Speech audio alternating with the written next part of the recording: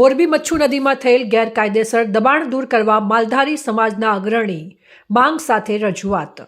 મોરબી શહેરમાં આવેલી મચ્છુ નદીમાં થયેલા દબાણો અને પાકી દિવાલ સહિત મચ્છુ નદીમાં થયેલા ગેરકાયદેસર દબાણો દૂર કરવા બાબતે મોરબીના માલધારી સમાજના અગ્રણી ગોકળભાઈ ખોડાભાઈ ભરવાડે મોરબી જિલ્લા કલેક્ટર અને કમિશનરને વારંવાર રજૂઆત કરીને આ બાબતે યોગ્ય નિકાલ લાવવા માંગણી કરી છે। આ બાબતે વાત કરીએ તો ગોકળભાઈ ખોડાભાઈ ભરવાડ કલેક્ટરને રજૂઆત કરી છે તો કલેક્ટર કચેરીએ મહાનગરપાલિકાને અરજી તબદીલ કરીને યોગ્ય કાર્યવાહી કરવા જણાવ્યું છે, પણ હજી સુધી મહાનગરપાલિકા તંત્ર દ્વારા આ દબાણ દૂર કરવામાં આવ્યા નથી। ત્યારે મોરબી શહેરમાંથી પ્રસાર થતી મચ્છુ નદીની હાલત અત્યંત દયનીય બની ગઈ છે। નદીના પટ્ટમાં 12 નાલા સુધી બાંધકામનું વેસ્ટ મટીરિયલ નાખીને નદીને બૂરી દેવાનું અને તેના પર પેશકદમી કરવી જેવી ષડયંત્ર ચાલી રહ્યું છે। નગરપાલિકા સામે નોટિસ આપી હતી કે કોઈએ નદીના પટ્ટમાં દબાણ કરવા નહીં, પણ ભૂમાફિયાઓએ તે બોર્ડ પર કાળો કલર મારીને બોર્ડ ભૂસી નાખ્યું છે। ત્યારે હાલમાં મહાનગરપાલિકાનો દરજ્જો આપવામાં આવ્યો છે, પણ નદીના પટ્ટ પરનું દબાણ હટાવવામાં નિષ્ફળ રહ્યા છે।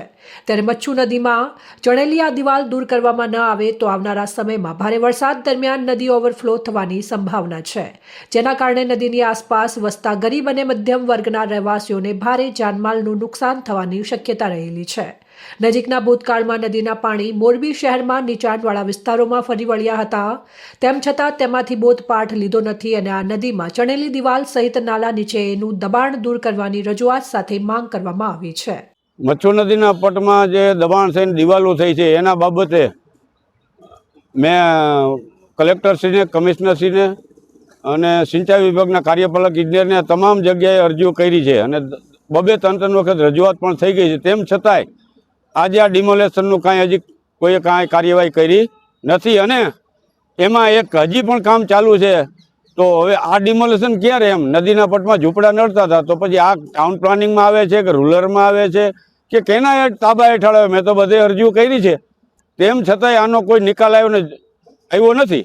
પાછળના જે નીચાણવાળા વિસ્તારો છે ત્યાં મકરાણીવાસ, રબારીવાસમાં પાણી ઘૂસી ગયા હતા 2-3 વર્ષ પહેલાં। અમારા મચ્છુ માતાજીના મંદિરમાં પાણી ઘૂસી જાય છે। બાજુમાં જે ગૌશાળા છે વૈષ્ણવ સમાજની, એ ગૌશાળામાં પણ પાણી ગળી ગયું હતું। તો ભવિષ્યમાં અમારે વારંવાર વર્ષો અમારા મંદિરમાં 2-5 લાખનું નુકસાન થાય છે। અમારા બધા ઇલેક્ટ્રોનિક ઉપકરણો બધા બળી જાય છે અને અમને એ મોટું નુકસાન થાય। અમારી ધાર્મિક લાગણી દુભાય છે અમારા મંદિરમાં પાણી આવે એટલે। આ બાબતે આ પ્રશ્ન માટે મેં દરેક અધિકારીઓને લેખિતમાં મૌખિક બધી રજૂઆતો કરેલી છે। તેમ છતાંય જો હવે આનો યોગ્ય નિકાલ નહીં આવે તો અમે હવે ઈડીની કે સીબીઆઈની તપાસો માગવાની હું હવે તૈયારીમાં છું। કાં હાઈકોર્ટમાં જવાની પણ આ લોકોએ તૈયારી રાખવાની, હું પણ જવાનો છું। જો અમને આનો ખરેખર ન્યાય નહીં મળે તો અમે હાઈકોર્ટમાં જ ન્યાયાલયમાં જશું અથવા તો સીબીઆઈ, ઈડી જેવી સંસ્થાઓને પણ આ બાબતે અમે જાણ કરશું। રિપોર્ટ શ્રીકાંત પટેલ, સંબંધ ભારત ન્યૂઝ, મોરબી।